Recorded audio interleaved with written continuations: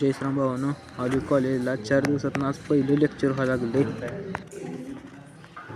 ही बघा पोरींनी पोरांच्या बेंचेत काय ठेवले. झालेला कॉलेजमध्ये नुसती 2 लेक्चर झाले. ते कार्यक्रम आहे चालू आम्ही घरला.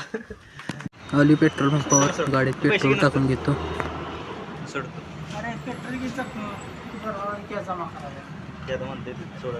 आली कॉलेजवरून कपडे ते बदलली ती आता चालू राहणार हत्ती कसा आणायचा आहे.